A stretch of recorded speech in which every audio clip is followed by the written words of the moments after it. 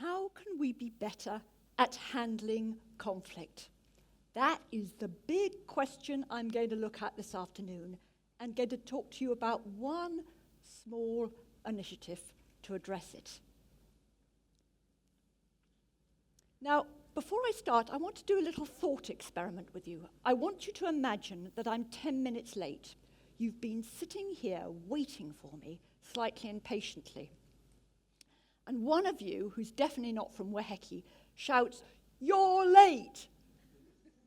I'm going to give you 4 possible responses, and I want you to tell me which is the most satisfactory from your perspective to diffuse the tension.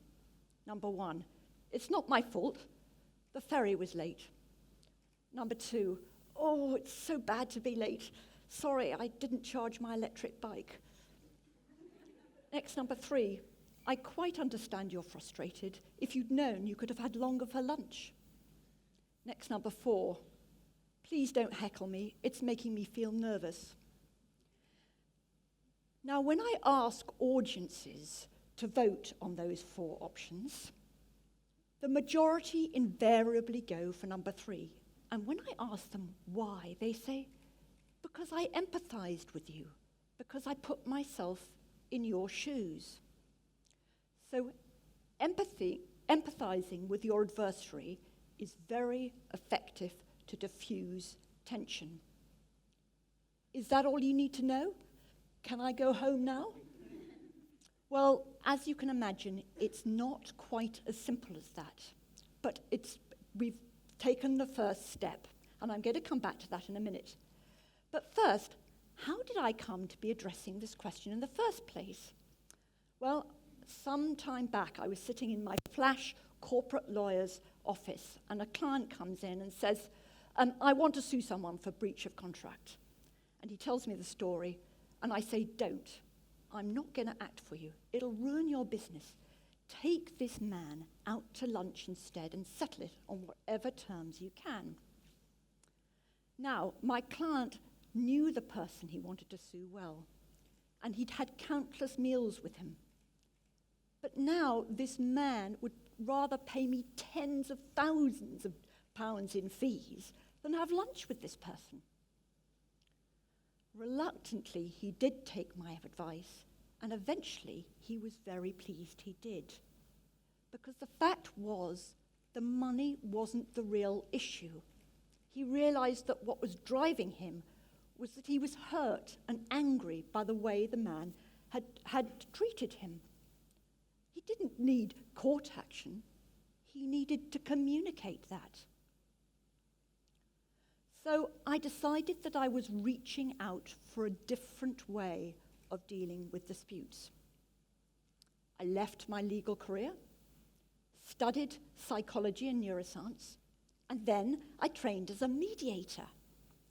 Now, a mediator is someone who helps those in dispute find their own solution by listening, by empathizing, by finding out what they really feel and need. At last, I've thought, I found my métier. I can save the world from legal actions, even war. But then there was a problem, a big problem. Masses of mediators chasing each chance to resolve a dispute. I thought, all right, I'll give my time for free. Same problem, nobody wanting to have their disputes resolved by a mediator. I wasn't needed. I thought, what's going on here?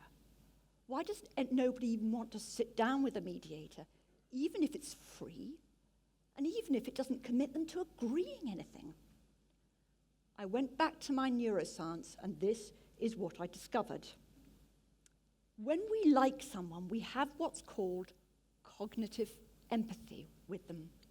There are various brain systems which give you this empathy, but including the mental state attribution system and mirror neurons. Very broadly, this enables us in some way to feel what somebody else is feeling. But here's the point. When we argue with someone and we think they're being unfair or a threat, then those systems get turned off. And more to the point, the limbic system kicks in, the fear kicks in, and the rational reasoning gets tuned down as well. The result? We just don't understand each other. Now, has anybody here ever had a row with a very good friend and suddenly you don't even want to see them, let alone speak to them? We've all been there. This is what is happening. So, from an evolutionary perspective, this is all very useful. If you're about to be lunch for somebody else or they're competing with your food supply, you don't want to feel too sorry for them. And it's still pretty useful now if you meet someone in a dark alley with a knife. But it did explain why my client did not want to take the person he wanted to sue out to lunch. And it did explain why all these people did not want to sit down with the people they've been fighting with to try and sort it out. And anyway, why would the presence of a mediator make any difference? Well, neuroscience has the answer for that too. A mediator can walk the tightrope of both being impartial and empathic, and it's quite a difficult tightrope to walk. But if they manage it, they can communicate with everybody who's in dispute and can do so in such a way as turns back on those empathy systems and brings back the rational reasoning. Now, I can't tell you everything that a mediator does in this short talk, but suffice it to say, it can change the brain chemistry of the conflict. Cooperation can then be possible, and common ground may be found. Now, I'm a realist. This doesn't happen in every case, but at least it means that this is possible. In one mediation I was involved in, the family members had been fighting over the family home for 7 years. During that entire period, they had never been able to sit in a room together to discuss it. Finally, they agreed to mediation. The whole thing was settled in just 3 hours. I then understood how this could be possible, but I also saw how hard it was for these family members to get into the room together, how difficult this is for us human beings. And I also thought, if only it was part of our culture to call in help. If only they knew how a mediator could have helped them out. I was now ready to answer for myself the question I posed at the beginning of this talk. How can we be better at handling conflict? My answer is threefold. 1, of course, we need communication skills, like being empathetic by listening, and there are other ones, like I demonstrated at the beginning of this talk, when we are in face-to-face communication to diffuse conflict. 2, we have to understand we may not be able to use those methods of communication. Biology might prevent us.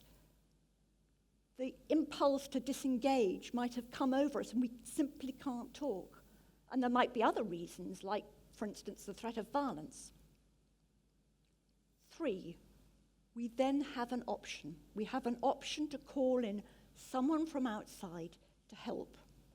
Not to decide for us like a judge or a teacher, but to change the chemistry of the conflict.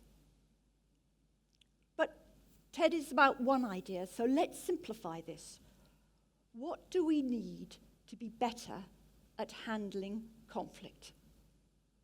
Answer, we need to be prepared to call in help from someone outside the dispute.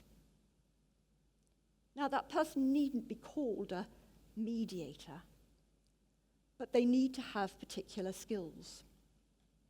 And it was then that I decided what I wanted to do. I wanted to give school children the opportunity to learn these skills. I wanted them to be able to experience helping each other like this, so that when they got into conflict, they at least had some more options for how to cope with it. Well, now I look back, I laugh at my naive idealism. I'd never taught in schools before. I'd never had a moment's teaching of how to teach in schools. But help was at hand. And help came while I was out here on holiday, and I was in Auckland, and someone was late for a meeting, and so I went into the next door office, and it happened to be the offices of the Peace Foundation.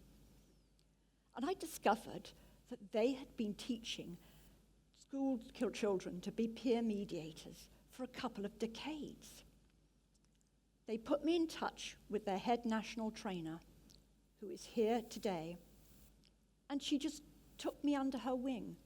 She brought me into schools, showed me what she did, shared all her training material, and taught me the first steps on how to be a teacher.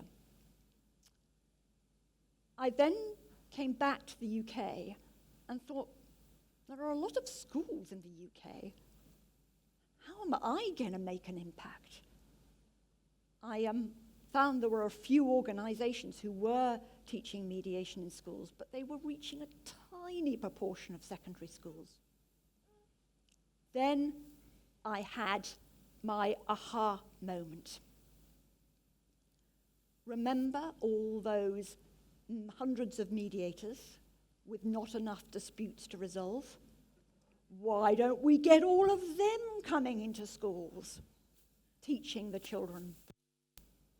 I put the word out on the mediation networks. They loved the idea. They were all born again like me, willing to give their time for free. And like me, they were mostly completely inexperienced at teaching. Still, we decided to focus on the older children, the 15 to 18-year-olds.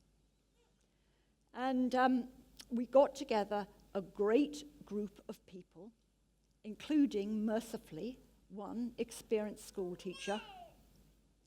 And in we went to schools, taking with us up to 10 professional mediators at a time, and wonderfully on cue as we've just gone into schools.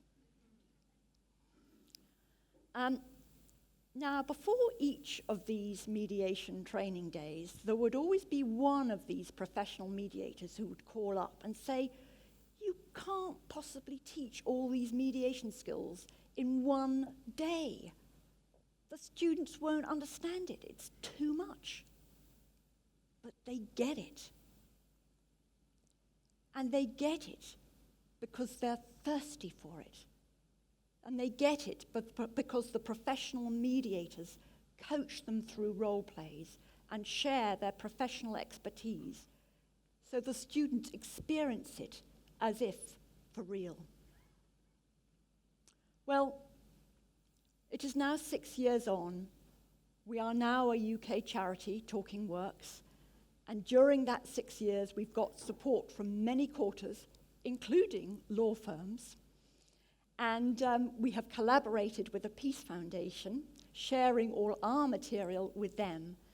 And now the Peace Foundation are bringing professional mediators into schools in New Zealand, including to Waiheke High School, and including mediators from this very island, 2 of which are also in the audience today.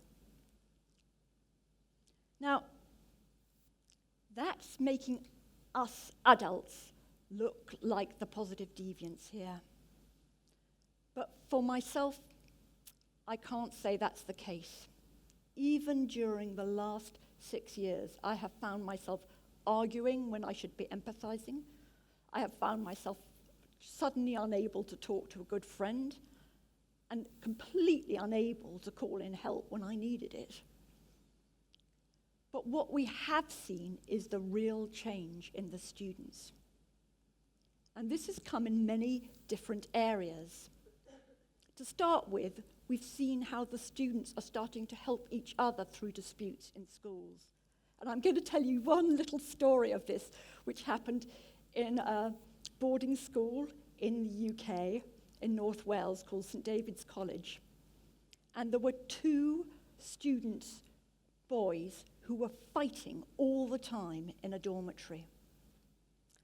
And nobody could find out what the problem was, but then one of the other students in the dormitory went through the mediation training, sat the 2 boys down, and found out what was going on. It turned out that one of them wanted the curtains open because he was afraid of the dark at night. The other wanted it closed because he couldn't sleep with the light. They agreed to rearrange the beds in the dormitory, and the fighting, which had lasted 2 terms, stopped dead. And then we see the students bringing their skills into the home. One I was talking to very recently said she'd managed to transform her relationship with her father just by a simple listening and summarizing exercise which we teach as part of the training. And then, of course, now it's beginning to influence the career choices that these students made. And there was one student I was talking to last week, Daniel, who in fact was trained out here at Mount Roskill Grammar about 10 years ago to be a peer mediator. And he said it totally changed his life. He was going to drop out of school, but instead he took a degree in psychology, and now he is a drug and alcohol counsellor in schools. And he says one of the main things he does is help teachers communicate better with the troubled students so that they can work together to deal with the addiction problems. So it is really now, the positive deviants here are really our students, because it is they that are leading the way in helping each other and us adults through conflict. So it is now the kids that are keeping us adults out of trouble.